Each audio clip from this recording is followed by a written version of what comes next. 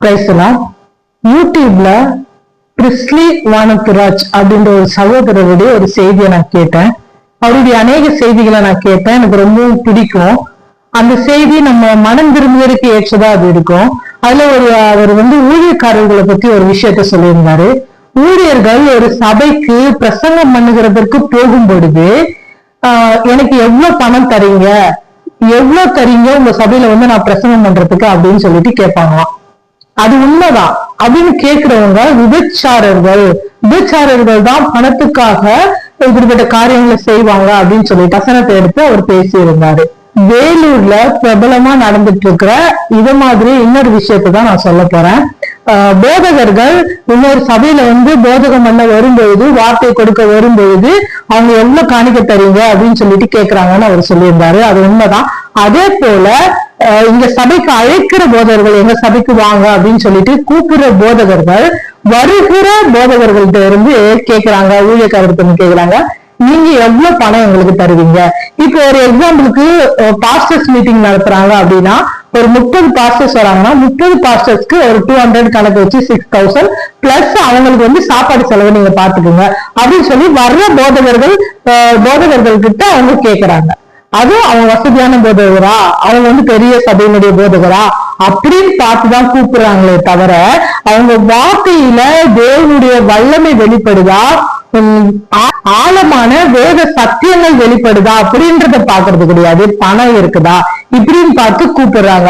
அப்ப கூப்பிடுகிற போதகர்களையும் நம்ம எப்படிதான் சொல்லி ஆகணும்? விபச்சாரர்கள் தான் சொல்லி ஆகணும்.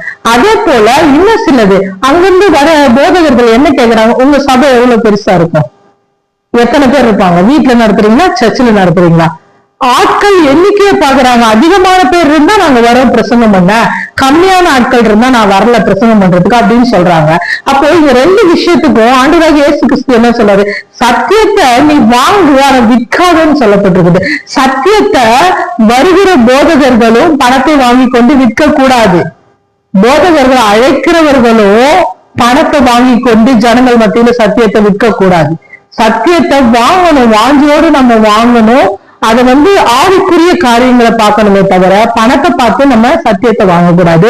ரெண்டாவது, தேவனுடைய வரத்தை பணத்தினால நம்ம சம்பாதிக்கவே முடியாது. அப்படி பண்ணோம்னா அந்த இடத்துல நடக்கிற ஊழியத்தை கர்த்தர் அங்கீகரிக்க மாட்டாரு. ரெண்டாவது, சபைகளை குறிச்சு சொல்லும் பொழுது சபைகளை எத்தனை பேர் இருக்காங்கன்னு பாக்குறாங்க. ஆண்டவராகிய இயேசு கிறிஸ்து ஒரு சமாரி ஸ்திரீயோட போய் பேசுறாரு, ஒரே ஒருத்தருக்காக பேசுறாரு.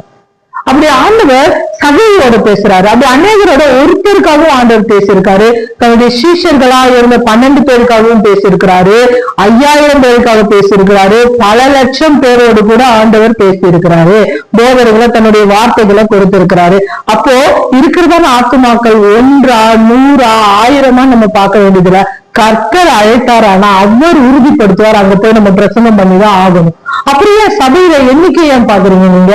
உங்க வேலை என்ன? தேவனுடைய வார்த்தை போய் கொடுக்கறதுதான் உங்க வேலை.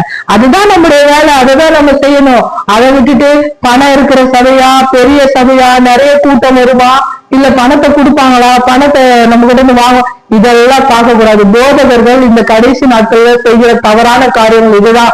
இதனாலதான் தேவனுடைய வார்த்தைக்கு மதிப்பு இல்லாம போயிடுச்சு. போதகர்களே மனம் திரும்பி பணத்துக்காக சத்தியத்தை விற்காதீங்க, சத்தியத்தை பணத்துக்காக வாங்காதீங்க. தேவனுடைய வார்த்தை, தேவனுடைய பிரசன்னம், தேவனுடைய ஆவியானவர் என்ன சொல்றாரோ அதன்படி சத்தியத்தை நீங்க ஜனங்களுக்கு கொடுங்க. தேவன் தாமே ஆசீர்வதிப்பாரு. ஜனங்களுக்கு மனம் திரும்பல் உண்டாகட்டும். நீங்க இப்படி பண்றதுனாலதான் உங்களுக்குள்ளே மனம் திரும்பல் இல்லாதனால்தான் ஜனங்களுக்குள்ள மனம் திரும்புதல் இல்லை. தயவு செய்து மனம் திரும்புங்க. ஆமாம்.